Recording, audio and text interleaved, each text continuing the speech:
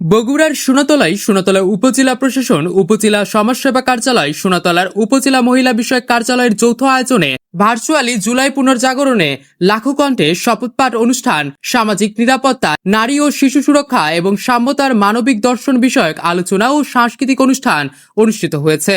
শনিবার ২৬ জুলাই সকালে সোনাতলা উপজেলা পরিষদ মিলনায়তনে এই ভার্চুয়াল অনুষ্ঠান অনুষ্ঠিত হয়।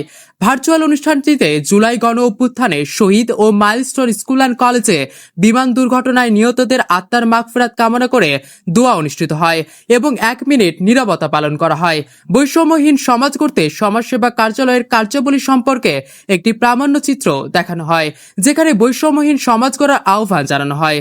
জুলাই গণ অভ্যুত্থানে সমাজ গঠনে লাখো কণ্ঠে ভার্চুয়ালি শপথ বাক্য পাঠ করান অনুষ্ঠানের প্রধান অতিথি সমাজ কল্যাণ মন্ত্রণালয় ও মহিলা ও শিশু বিষয়ক মন্ত্রণালয়ের উপদেষ্টা শারমিন এস মোর্শেদ।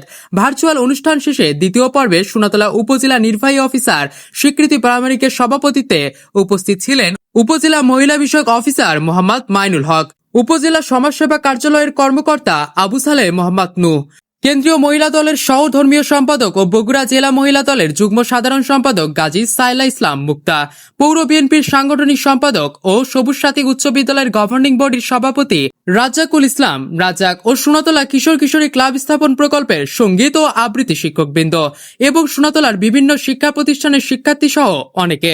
সাংস্কৃতিক পর্বে সোনাতলার বাউল শিল্পীরা গানের মাধ্যমে মানবিকতা ও সাম্যবাদী দর্শনের প্রতি তাদের অবস্থান তুলে ধরে অনুষ্ঠানকে আরো প্রাণবন্ত করে তোলে। রবিউল ইসলাম শাকিল, বগুড়া বার্তা।